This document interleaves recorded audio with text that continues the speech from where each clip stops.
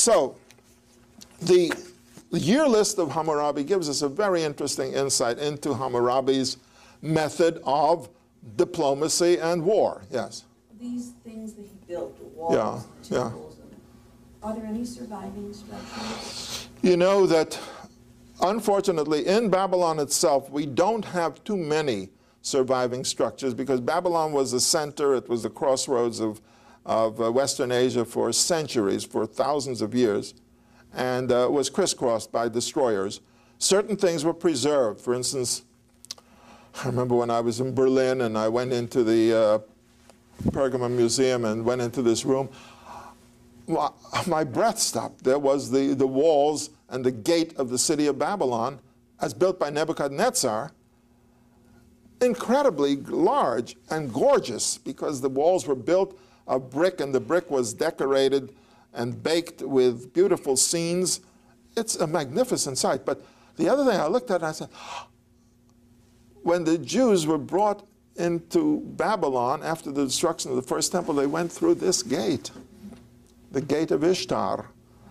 And the German archaeologists brought it piece by piece and brought it to Berlin. And it's standing there in the Pergamon Museum, where they have two rooms. One is the Gate of Babylon, which is worth a trip, and the other is the Temple of Diana of Pergamum in Greece, which is a most magnificent structure. Not too much remains because of the destruction. Remains of the towers of Babylon are there, thousands of tablets. But when we get to the north to Assyria, which is now in Kurdistan, this was not a main route of conquest. And there you see temples and palaces and inscriptions and great statues and all of that on a very large scale because they were not destroyed.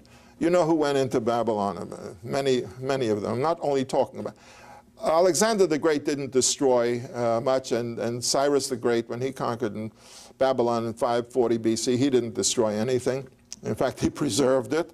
But when Genghis Khan came in, you know, Genghis Khan was just horses, swords, warriors, killers.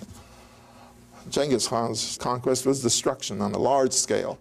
It's only his grandsons who became emperors. Kublai Khan was his grandson. Became emperor of China. By that time, he had become Chinese. But the Mongols destroyed, and Tamerlane also went on a rampage. But none of these, neither Genghis Khan nor Tamerlane, established a kingdom. They were warriors. It's a different mentality, you know. Cyrus the Great was a king. He was an empire builder. When he conquered Babylon, he wanted to restore Babylon. When he conquered Babylonian Empire, he wanted to restore the temple in Jerusalem. I mean, this is an entirely different mentality. Alexander the Great didn't want to destroy. He wanted to build cities all over the empire in order to spread Greek culture, but he didn't want to destroy anything. But of course, war is war. War is still hell. Anyway, so we have then the career of Hammurabi, and we have an idea of what he accomplished and achieved. Now, after Hammurabi had established his empire, and we should date, well, we know he became emperor in 1728, but by 1700 BC, 30 years later, he had made Babylon the great center of Babylonian civilization, and it remained, you could say, the mother of Western civilization for another 1,000 years at least, and its influence continued thereafter. It was invaded, and it was conquered, and then it was rebuilt by Nebuchadnezzar in 600 BC. And Nebuchadnezzar restored it and rebuilt it in a beautiful style, and of course created this great Gate of Ishtar, which is one of his constructions. And Nebuchadnezzar, by the way, in his inscriptions speaks only of his great architectural projects.